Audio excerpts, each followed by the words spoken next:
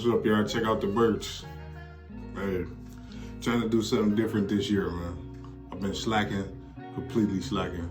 So I want to apologize for that. But more importantly, I want to apologize because being in the wrong headspace will have you tripping. And I was tripping. It's been plenty of people that let me know the kind of impact that I've been having, but I guess when you're in the middle of something, you can't see it. And especially because I haven't been putting that kind of time and effort into the channel, that's something a little different. So I guess like seeing the real life impact that I've been having just from my words and experiences, and I guess that was enough to kind of hold me in my tracks, because it's a hell of a responsibility to have when people telling you that your words hold weight. And I wasn't really sure what to do with that. Because, I mean, for the longest, I was just having fun, doing my own thing. But then real life hit. And I don't know, it's just been an adjustment trying to figure out what it all means. Because I had my own ideas for my channel and everything else. And I mean, over time, that's just been kind of changing. But life has been changing in general. So I just wanted to say I apologize just for my attitude. I'm not shooting for superstardom on YouTube, you know, and that's why I'm not as consistent in the first place. I'm not dropping videos every week. I'm not trying to get noticed by the who's who. I'm not trying to get a deal or none of that stuff, man. I'm here doing this because it's what I love to do. But I lost a lot of the love for that along the way because of, I'm gonna just go ahead and blame myself. Like, we all got personal issues and, you know, stuff we gotta deal with. And that's really been keeping me a little bit too distracted to sit down and record and do this thing the way I want to. So, there's been stuff I recorded that just never saw the light of day because I just left it alone. You know, put all this work and effort into something and then it just stopped. That don't really make sense. Of course, there's a reason for it, but I'm just trying to push myself to do better in the future. From now and moving forward, to just do better and demand more of myself, because it's pretty clear that in some kind of way I'm walking into my purpose. Now, I'm not 100% sure what it is becoming more clear. And like I said, I've come to understand my words hold weight, they have value, and people actually pay attention. Whether they say something or not, people are always watching. People are always paying attention, and I just got to figure out how to deal with that. You know, if I can't handle this on a small scale, then, you know, say my channel did blow up today, what would I do with that? I don't know.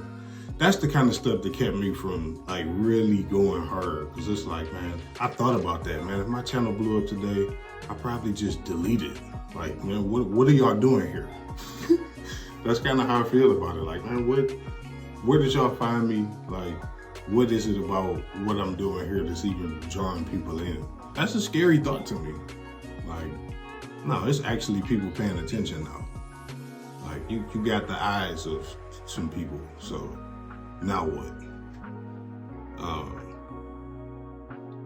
I don't know, I just gotta be honest about it, man. A piece of it is just being terrified of people actually paying attention. Like, I don't know. I'm pretty sure there's other people that have like gone through like similar situations, but for me, man, that was enough to just like hit the pause button. Like, man, I don't know what this is about. Look, a lot of stuff happens in life. I don't come on here whining and complaining about it because nobody cares. Trust me, I know. So with that, a little hiatus was needed in the first place. So like I was saying, nobody give a fuck what you going through. And I know everybody going through something right now. Man, I had somebody tell me, it's somebody that I've been like running into for the last like maybe 2 years. And like his outlook was just that, like he wanted to be in the kind of mood he always saw me in, because I'm always in a good mood, and that just threw me off. Number one, I could tell you just how much my mindset is changing over the years, because I never had anybody say something to me like that. Seriously, like I'm moody as hell. So I don't think he really understands just that's the environment around there that was kind of working on me. That was just helping me pull myself out of the hole, because there's been a lot going on. But I mean, just from working at, I was working at this juvenile detention center, and just going there faithfully, really being diligent about work, showing up more than most people wanted to. And I got put on the pod with people that, I got put on the pod with some boys that they would consider the worst of the worst. People was scared to work on their pod. They didn't want nothing to do with it. And then, you know, by the end, like, that was my pod. Like, I was working with, you know, the young boys from 12 to, shit, we had a 20-year-old in there. But I earned their respect.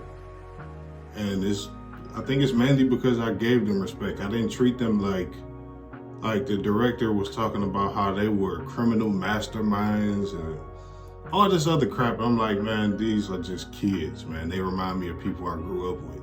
Like, stop treating them like animals. So the fact that I did treat them with respect and just talk to them like young men, you know, try to give them advice. Of course, you know, they come from all kind of different backgrounds and situations that make it a little hard for them to behave like you would normally want kids to behave. But, and especially when you put them in an environment like that, you kind of bring the animals out of people. But nah, man, they was just kids to me. So then I got a little jealousy from other coworkers because of the impact that I was having. And that's another strange thing I've been dealing with my whole life, is just jealousy from people around me that I can't really understand. I don't really know how to explain it, but it's a real thing. And it's from outsiders, it's from people close to me. Like, it's a weird jealousy people have about, they don't even understand like what it takes to be me, but yet they're jealous of me. They don't make no kind of sense. I made an appearance on the Tied to the Game podcast. Go check them out. I think I've made a reference to them on the channel before. But my boy Tron was saying something before that just kind of stuck with me, and it was just like, you ever think about why you the person that have certain things happen in your presence? Like, you right there to see something happen. And that just made me start thinking about a lot of stuff that has happened, where I was wondering, like, why was I the person to see that? Or why am I the one involved? Like, why is it me? Why me? I've been asking this question, why me, about so much stuff. And it's like, I can tie this into where I was getting a little frustrated with being the one that was always on call. Like, people call me for help, they call me for information, they call me for all kind of different things. And then I had to realize, number one, it's a compliment. Like, for people to like trust me enough where I'm one of the people they call when they want to know something. I'm one of the people that they call when they need help, and they know I'm gonna show up. So it kind of says I'm dependable. And on the other end of things, it's it was more so about, like, I haven't really been in too many desperate situations where I had to like seek help. I've been pretty independent about my adulthood and just finding answers and solving problems on my own. But I've been put in this position because I can help. Like, I can't be mad at people. They can't help me out because they're not in a position to help. Like, it's the other way around. I've been put in a position to help other people. So it took me a long time, and you know, everything always comes back around that's related to a whole lot of other issues that I've had to just figure out. Or like, it's you because it's you. Stop asking why. Stop questioning God or the universe or whatever you want to call it. Things are the way they are because that's what they are. And you got to figure out your place in all of this. So I think I'm finally starting to find my place in this world. And I can definitely say, for the most part, with most of the people I come in contact with, I leave the room a better place than when I got there. And people got issues with me being too woke or whatever. You know, they feel a way about a lot of things when it comes to me. But then I also see people drawing inspiration from me and kind of taking little pieces. You will see that, you know, they were a different person before they came in contact with me. And I want to say you're welcome. At the same time, I appreciate all the individuals and people that learn to find their voices through their own experiences. Like, you don't have to be me. You can be yourself. That's cool. There's only one me. And if that make you feel a way, the consolation prize is it's only one you. So you should do that. But if you love me, I love you. If you hate me, I love you even more, because you need it more. So that's that. I've really been able to see my impact and different kind of lives and, you know, the people that I cross paths with. So that's what kind of picked me up and brought me back to life. It was like, okay, you got a purpose that's a lot different than what you want to do. So your plan is like put off to the side. You're going to have to just roll with it, because like this is what it is now. I give this a little more effort than I've been given before, because it's headed somewhere. I appreciate y'all being on this journey with me, because it's been a ride, but here we are again. Shout out to you. I'm out. I love you.